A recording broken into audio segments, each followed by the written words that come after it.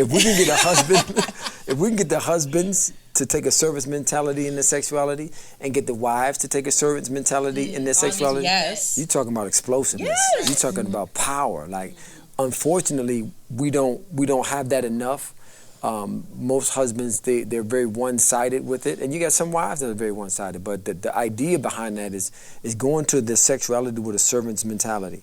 I'm looking to serve my wife in this fashion and what she likes and what brings her pleasure, what turns on, what takes her to that climactic level, right? Before I think about myself. All I do is win, no matter what. Welcome to another episode of Win as One, Gospel Love Edition. I'm Aviance. I'm Caitlin. I'm Carissa. And I'm Pastor D. He always has to be last. Oh. Yeah. I'm spoiled like that. It's a thing. I'm spoiled like that. He's spoiled like that. Is that what you said? Like that. Did you say spoiled? I thought we had a revelation about the word spoiled. What was it? Oh, no, it was Kelly. I'm sorry. Oh, okay. Yeah. But there is a revelation about the word spoiled. Oh, is it? Yes, it is. What is it? I want to know. I'll tell you later. All right, tell me. Okay. We don't want to record the evidence. Okay, so today we had our second Wondrous Wife challenge today. And we went over the 6 pillars of wondrous wifery. So we want to continue that conversation. Yeah. So we probably won't get to all of them, as you all know. They're well aware now at this point. Okay? And I really think on YouTube, we probably just need to, like, the caption underneath, just list what they are when we don't get to them. That's probably what Just put a description on there, put them in the description. Yeah. So I'm going to switch it up. Okay. So, our 2 wives. I am an unmarried woman for any... Put it out there. I'm just putting it out there. Available. I'm just putting that out there. Listen, it's only heroic husbands. Yeah, there we go. There we go. Get it. Yeah. You gotta be heroic. They ain't We're taking applications, doing interviews, all the above. Background checks. Gotta be heroic though. Fingerprinting. You got it. All the above. So, I'm going to start with you two. So, out of the 6 pillars that we went over today, give me like... Yeah. Yourself on y'all. You be hard on y'all. Give me like maybe your top 1 or 2 that you feel really impacts you and your marriage. Well, I mean, that's tough. That's tough. Well, that's tough. see, Hey, like, go for it. see, how you get past the first one? How you get past number 1? What I was gonna say is like, that's the answer. That's what we talk about and preach. That's our answer to solving all problems, which is identifying as a lover. So you would still say that had you not known, you know, like his. Ooh.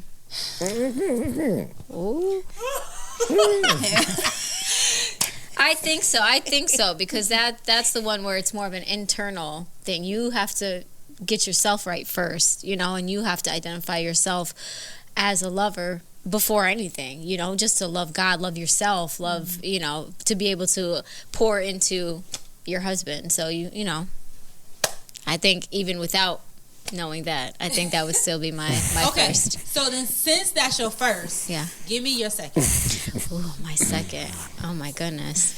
Oh, yeah, that's hard. Let's see. I don't know. Maybe. Well, can I at least say them what they are so people watch it? I was just about to do that. So okay, but just say them. Right, I'm gonna say not it right. describe them. The 6 pillars of a wondrous wife. The first one is identifying as a lover, right? The second one is the dominion mandate. This speaks to your role in fulfilling the dominion mandate upon man. P31 power. This speaks to the total comprehensive description in Proverbs 31 of who a wife is. That good thing. What? You're describing. You're just supposed to be listing. I'm sorry. But that's okay because that means we're going to get it all in 30 minutes. That good thing. No, I'm not. Number 5 is a pillar of prudence, and number 6 is Sarah's daughters. These are the 6 pillars. Missed a good thing. I mentioned it. Oh, I didn't hear that. That good thing. So, identifying as a lover, dominion mandate, P31 power, that good thing, pillars of prudence, and Sarah's daughters. Those are the 6 pillars of wondrous wifery. Right. So, Caitlin's still working on it. Carissa. You can't pick identify as a lover. Okay. So, what's your next one? Maybe Sarah's daughter. I don't know. Yeah, this Maybe is hard because I feel like once you identify as a lover, it's all of that stuff just like is so important. But I guess for the sake of what I hit on earlier today, I'll say that good thing. Okay, wow. Because it talks about the connection between a husband and a wife and what I'm able to do because I identify as a lover. So then what we're going to do is we're actually going to have your daughters. Okay, we're going to have your daughters explain these. Okay, I'm good with it. Okay, I'm good with and it. then if you ever want to interject, it's going to be 15 seconds. Okay. So, this is a challenge. I'm good with it. I'm good with But it. this is a challenge. This is good. Okay. So, Carissa, since you said that good thing, explain the 3 foundations. Is that what you call them? Yeah, these are the 3 foundational Okay, so aspects. explain of the it. 3 foundations of a good thing. I'm just reading. Can you see that? I can see. Stop. She's teasing me now. Okay. No, not at all. Just making sure you don't go into a blank stare. Yes, I can see this. Okay, good. So, do I read what it is and then go down? Sure. Okay, so that good thing, the definition: to be good, be pleasing, be joyful, be beneficial, be pleasant, be favorable, make happy, make right. And so from there, the 3 foundational points. Yeah. Spiritually, which is so important. So that's it's an empowering force with words that build the king in him. That is so important. I love that. I didn't even read that earlier, really, but I mean, can they elaborate on why? Can they give us their perspective Sure, on why it's as important? long as they're talking. Sure. Okay. yeah. Oh my goodness. Dang. So we just did our show. That's our I show. wonder is why. That's Yeah. what So I feel like all men really long for is to know that they are their wives' kings, that they truly are the man of their home, the king of their castle. If you can build that in your husband, I know for a fact, just from experience, I don't know, I feel like it changes the entire game. It changes the entire game. I feel like wives are thermostats. Like, we have the ability to shift and change the atmospheres in which we have. And in this case, we'll just talk about our home. We have the ability to change the temperatures of our homes, our castles, our marriage. So when we spiritually, when we are praying for our husband, but also using our words to build him up. Honey, you're amazing. I'm so proud of you. Look at what you did. Like this, this is amazing. Oh, she's talking good. She's talking good. Yeah, She's like good. when you do that, it sets an atmosphere. It sets a tone to where he can't do nothing else but love you. He can't do nothing else but just be like, listen, whatever you want. Like, I'll give you an example. Years of building up my husband, right? He always said, we ain't getting no dog, this, that, and the other. Listen, DeMar Dow was against pets. He does not like pets. Man. No kind of pets. Birds, fish, doesn't matter. But I've always wanted a dog. My kids have been begging for years for a dog. And now they're older. When they were younger, I was like, absolutely not. Like, we have 4 kids. Like, that would be crazy. But now that they're older, I'm like, yeah, we can get a dog now, you know? And he was like, no, we ain't getting no dog. All right. She put that love on him. She put that love on him. You know, empowering him. And obviously, that wasn't my intention. I wasn't doing it to get a dog. Right. But just naturally empowering him and encouraging him. And to where one day, I was in my bedroom. He came home from working out, and he was like, babe, I got to tell you something. I was like, okay, what's up? He was like, you can get a dog. I was like, what? He was like, listen, you're a good wife. Like, you're a good mother. You know, you're amazing. You deserve whatever you want. He was like, you want a dog, get a dog. Yeah. I was like, praise the living Jesus. Listen, she won him without nagging him. Yes. That's Sarah's daughter. Yes. They teach you how to change the mind and the emotional state of your husband. Not by words, not by running them off, not by nagging them, but by what we call grace-filled words, anointed words, soft words, kind words. Nah, she can get whatever she wants. Yes. She can get whatever she wants. Oh, go ahead, babe. I'm sorry. Oh, I was about to move on, but go ahead. Okay. So I think the other thing that I want you to do too, because I love the way that you, the way that you spoke. You said, "Babe, you are amazing. Like you were. I'm proud of you." So the thing is, though, so we discussed in our Wondrous Wife Challenge the difference between nurturing and consoling, right? Yeah. So can you speak a little bit about like how you speak life into him without it becoming a mothering thing, like how you build up without it being, you know, like you're not trying to grow a son, you're trying to grow a king. So recently, so Damar and I have a business together, and recently we've gone through like a trying time, just trying to navigate what God is doing, and you know, we didn't necessarily see the outcomes in certain situations that we were hoping for, and so obviously as a man, naturally wanting to provide for your family, it took a damper on him, and he, you know, was going through a tough time, and some of the things he was saying was not hope-filled at all, and I have never really heard Damar speak that way. So I'm like, he's actually hopeless right now. This is not okay. And so I wasn't like, oh honey, you know, it's okay, like you can feel that way and you can stay here. I was like, you know what, babe, listen, I get it's discouraging, but you know what? God gave us a word. He gave us a word. We got to stand on that word. So it's all right. You having a moment. We all have a moment, but we cannot stay here.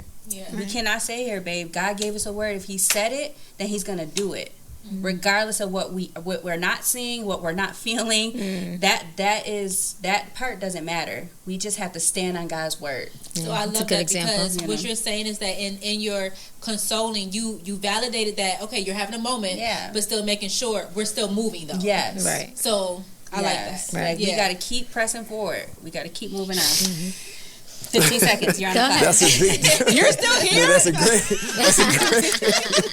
a great example. And the difference between navigating and nurturing and baby and saying it's okay. You know, it's gonna be okay. You fine. No, I get it. We're struggling, but you know, move on. Get on to the next place. Right? That was good. That's all. Yeah, that was a good example. Yeah. Go ahead. I'm sorry, y'all. Go ahead. Okay, so you're the second one. Okay, so socially, your praise of him publicly, complain in private. So complain in private does not mean you're calling your girl on the low and saying, I can't stand him, he ain't no good, this, that, and the other. Complaining in private means... That's tempting, though. It is tempting. It is tempting. It is tempting, because you just want to tell somebody about how you feel and this, that, and the other. Now, as a wife, I do have trusted people that when I feel like I need to express or tell somebody what's happening, I do have people that I can go to, but it's because I trust that they love Damar. They know who Damar is as a man and as a husband, so that when I'm in my feelings, I know that they're going to let me say what I say, but they're also going to be like, all right now, Carissa, I hear what you're saying, but Damar, I know he can't be doing that purposely. You know, maybe once you calm down, y'all can have a conversation. So there is a place for that, but you got to be careful who you telling things to and how you're speaking about your husband. Right. Damaris hit on this, and so did Leslie earlier, about the things we say. It's not only the other person hearing it, but you yourself is actually hearing it. The things you hear is the things that you begin to believe. So if you keep saying your husband is no good, he ain't nothing, he ain't never gonna be nothing, he ain't never gonna change, then you're hearing that, so then that is what you're going to continue to believe. Right. And so being careful of our words, even when we complain privately. I will also say complaining in privately is, which I have also done, is praying for your spouse.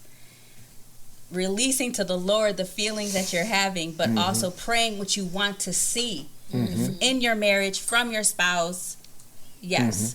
Praising your husband or your spouse in public, meaning don't be putting your dirty laundry out there for all to see. That's what that means. Right. You need to speak the best about your husband. speak the best about your husband when you're talking in public, and like you're never gonna hear me dog Damar. Mm-hmm. You're never gonna hear that from even me. when you're going through things. Yeah. Like, people shouldn't know. Yes, you know. You know, like, don't, you know, I've had moments back in the day, but now you ain't gonna hear me dog my husband. Right. You're not. Yeah. And so nobody needs to know your dirty laundry. That's not okay. Moving on, sexually, give yourself to him, like, willingly and passionately. Shulamite, the Shulamite wife. Shulamite wife. That's Song of Solomon. Song of Solomon. Oh, yes. Song of Solomon. She was Shulamite. Song of Solomon. Yes. Like, she was about giving it to him good. Like, yes. All right, I ain't gonna say so, sexually, I will say Damar and I have always had a great sex life from the very beginning. But as we began our process of marriage and becoming better spouses for ourselves, but for one another, our sex life has exploded I don't know, from really good to really amazing. And so being able to be in a place where you can serve your husband and sexually, and it become, I don't know how to say it without being. I think your face says it all. Yes. So spiritually, socially, sexually, good thing in all areas. Having those conversations of knowing what your husband likes, and because he is your husband and because y'all are connected, and it's just another way to show your love and to not just emotionally or spiritually or verbally. Well, you can verbally, but physically. Let it out. Physically can offer yourself and however he likes, serving him in that way. Not just about him serving you and your sexual needs, but actually you serving him and his sexual desires. So if we can get the husbands to take a service mentality in their sexuality, and get the wives to take a servant's mentality in their sexuality, you're talking about explosiveness. You're talking about power. Like, unfortunately, we don't have that enough. Most husbands, they're very one-sided with it, and you got some wives that are very one-sided. But the idea behind that is going to the sexuality with a servant's mentality. I'm looking to serve my wife in this fashion, and what she likes, and what brings her pleasure, what turns on, what takes her to that climactic level, right?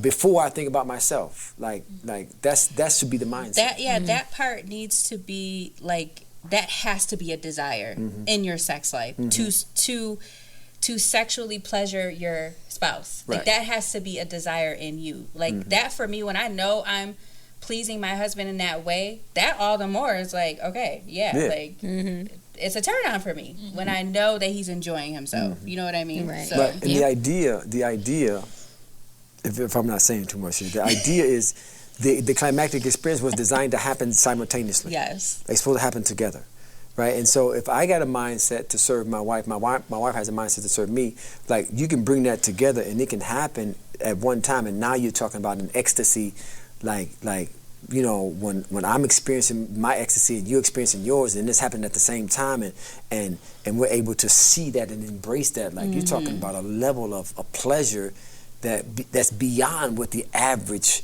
marriage experiences. That's when your sex life is really going to a height to where it's beyond the physical aspect of it. It becomes spiritual now. It becomes empowering. It's like, man, she makes me feel like a kid, like dogs. You can have more than a dog. You can have 10 dogs if you want. Like, whatever you want. Like it makes me feel like I'm ready to go and take on the world for her.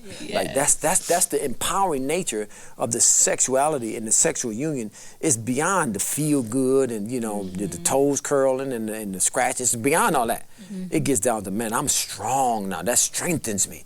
Like, that's something that I need to build me up and to build each other up. So that at that level, now you're talking about a level of ecstasy that's beyond measure. Yeah, it's perfect. Okay, so you actually talked about Sarah's daughter. So can we go to Sarah's daughter?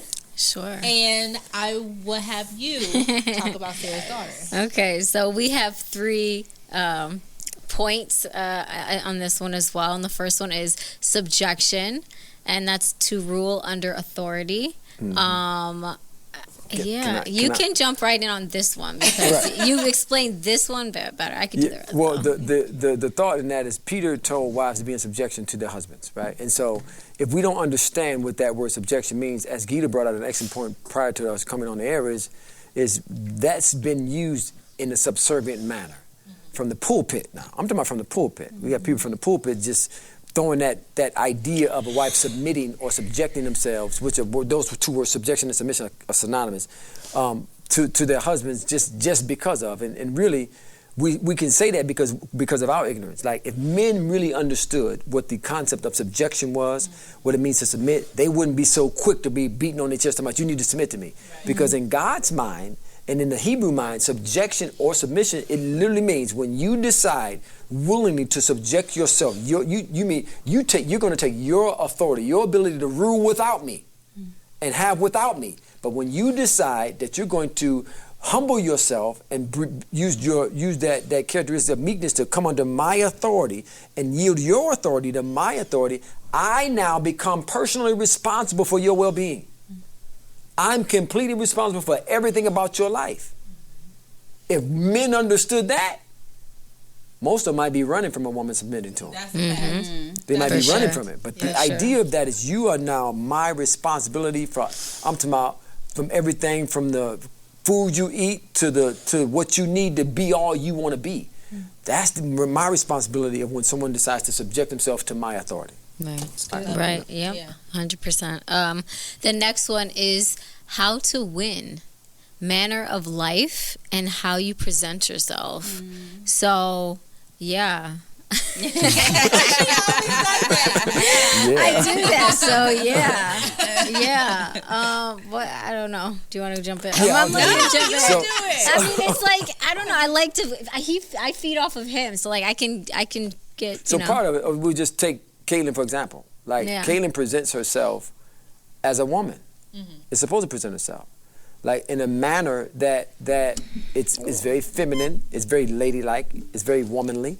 And that's how a woman is supposed to present herself. Even in her navigation. Now, she can go west side on you. She can get west side. Don't get me wrong. She can get west side. Right. But the point is, and she can get all the way to Puerto Rican too. She can get all west side Puerto Rican. She can let it all out.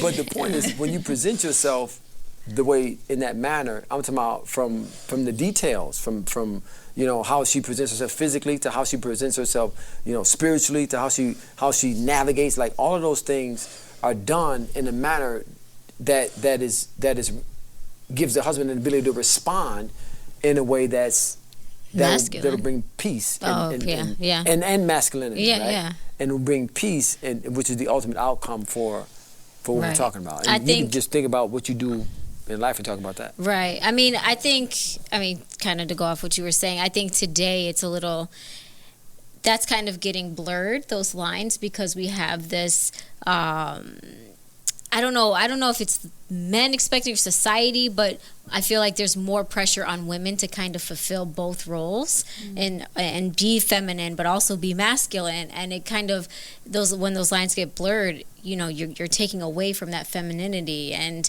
it's all about being an independent woman, and men want to know what you're bringing to the table, and why should I be with you, and that kind of forces women to be like, okay, well, I gotta be this strong in a way that not that she can't be, because we can, but we're meant to be in our feminine personas, to say. Can I say this?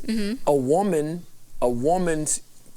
can be just as strong as a man in her feminine state as a man is in his masculine state. Right? He can be, there's a level of strength he can exude through his masculinity. There's a level of strength that a woman exudes through her femininity, and pound for pound, as they say in boxing, pound for pound is equal. Right. It's equal. Right. So she isn't less powerful. Right. In her in theory or in content than the man is in his masculinity. She isn't less powerful. Right. It just exudes differently. It comes across the way God intended for it to come across, in a feminine, in a feminine, womanly way, where the man's authority and power comes across in a masculine,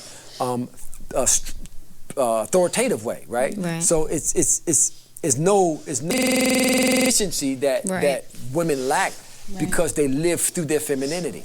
Right. It's actually one of the strongest elements of who she is. Right. It's me being able to exude all this force and all this might without me being masculine. Yeah. And go ahead. I think that just to kind of go off what you're saying is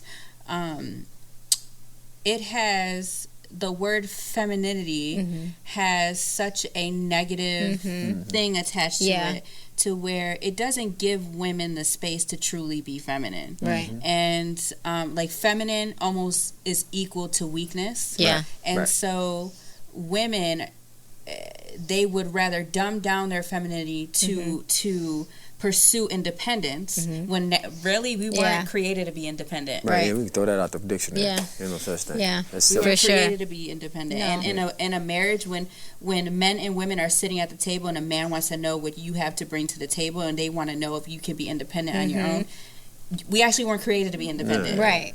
Hey, and that's where that that's such a big thing now. Can I say it? It's Can I such say a it? big thing now. Leave him alone. 100%. He don't know better. He don't know better. Yep, He don't know better. 100%. And that kind of goes into the third Point. Yeah, thanks.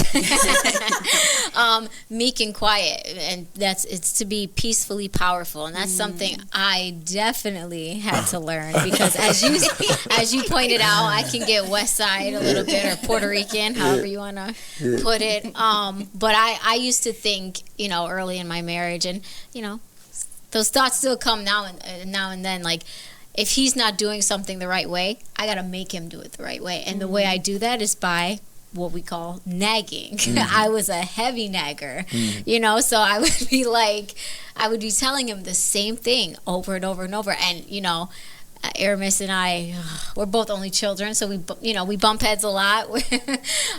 So the more I keep telling him, the more he doesn't want to do it. So that just makes me more upset, and I get louder with what, not necessarily my voice, but my actions, my attitude. It just grows, and it eventually, and we talked about it earlier, it's exhausting. It is exhausting. You get so tired, and this isn't working. Like, why isn't this working? So there is a power in finding other ways to get them to do what you want. Can I say get what you want? Right, no, get what you want. No, it is. And that's exactly what it is. And the traditional or the intuitive role of a woman is to navigate out of troubled situations and troublesome circumstances, to navigate her husband out, to navigate my family out, to navigate my marriage out.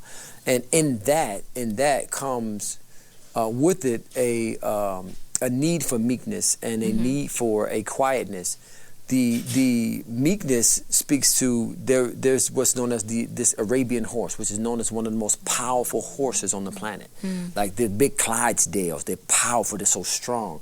And it's an equestrian term that they use to describe a horse that's been brought all that power. At one time they were wild, they were in the wild, and that power was under their control and their auspices. But what they would do once they get captured and they go through the breaking process, and now the rider is in control of all that power and might and force. They would call that a meek horse. Still got all the power, it's just under the control of the rider. Well, when you talk about meekness, you have a woman that's full of power, that's full of influence, that's full of an ability to capacity to get stuff done, but she has that power under the control of Holy Spirit. Holy Spirit is the dominant one, and He leads her and guides her in how to exercise and how to use her power and her influence to navigate her husband and her family into the salvation or the salvific nature of where God has called them. That's what we're talking about. We're talking about a wife who's under the description of meekness, and it's the same thing with the quietness. It speaks of a harmony. Like there's a harmony that she has with Holy Spirit. Like there's a quietness on the inside. See, until there's a quietness on the inside, until there's peace on the inside, she can't really enforce peace on the outside. Right. And that's where the idea of a meek and quiet spirit, the Bible says, which is of great price before the Lord. Like if you're looking to find a mate, if you're unmarried and you're looking for God to match you up with the King He has for you, develop that, mature in that meek and quietness. Because when you do that, now you're able to be of extreme value to the person that God has for you. But until you get to that place, like you tear them up. You tear them down. You won't build them up. And so those are good words to live by. Right. I like that. That's exactly how meekness was described to me, was the Arabian horse, is power under control. And that's why ever since I heard that, I wanted to ride one, just to like feel the strength. Right. Yeah. That's under your control. Yeah. Right. Okay, so we're actually making good time. So what I'm going to do now, Papa D. You going to release me? Oh, my bad. Oh, okay. My bad. Why would you think that? No. So I just want to go over all of the pillars, just to name them, and then next time maybe we could go over the other ones, because I think that they did really well with the ones They did really explained. good. No, they did real good. Okay. They did real good. So just again to reiterate the 6 pillars, and then we'll get into the other ones another time. Number 1, identify as a lover. Number 2, dominion mandate. Number 3, P31 power, which is Proverbs 31. The 4th thing is that good thing. That's the one that Carissa explained. Pillar of prudence, and then Sarah's daughters. That's the one that Caitlin explained. Well, we both did. We kind of did. we tag team. We tag team. Okay. Yeah. So, any last things you want to say? The last thing that I want to say is we have a community that we call our Coffee in the Morning Club. And this community we are getting so many testimonies. If I could say this, we had a testimony by one of our most recent participants about identifying as a lover. And she saw herself as a lover in the midst of her and her fiance going through a kind of a back and forth situation. But after being on a call twice, she was on 2 calls. She was just on 2 calls. After being on the call twice and hearing what it means to identify as a lover, and that marriage is made for lovers, and that until you identify as a lover, you're going to struggle at marriage. When her and her fiance was going through a situation, she realized once she hung up the phone that she would normally take a strong stance in what she wanted, and she would get an attitude about this. But then the words came back to her that I mentioned as far as identifying as a lover, and this is when you identify as a lover, this is how you respond to things. And that word came back to her, and she said the Spirit of God illuminated that word, and she saw herself as a lover, and she said, "Wait, why am I responding like this then if I'm a lover?" I shouldn't be responding. I should be responding like this because I want the best for him. And it's like she was so excited because she saw. It's like she's like, Coach D, I saw it. It dawned on me. I saw it. I saw it. I saw it, and I had to call him back, even though he told me don't call him. I had to call him back and tell him I see it. So it was just so exciting to see. And I want to encourage people to go to coffeeinthemorning.com. Coffee in the Morning Club. I'm sorry, coffeeinthemorningclub.com. And become we're giving you 6 free sessions, right? We're giving you 6 free sessions. You don't need all 6 of them. All you really need is 2. I just explained. All you need is 2, maybe 3. But just come and just experience the culture of oneness in comparison to the culture of divorce that so many marriages are a part of within our society. So just want to encourage people to go to our coffeeinthemorningclub.com so that they can become a part of a community that's going to bring them closer together and enter into the intimacies, the pleasure, the power, and the purpose of oneness, which is what marriage is all about. Awesome. All right, so make sure you like, comment, and subscribe. Until then, keep loving on purpose.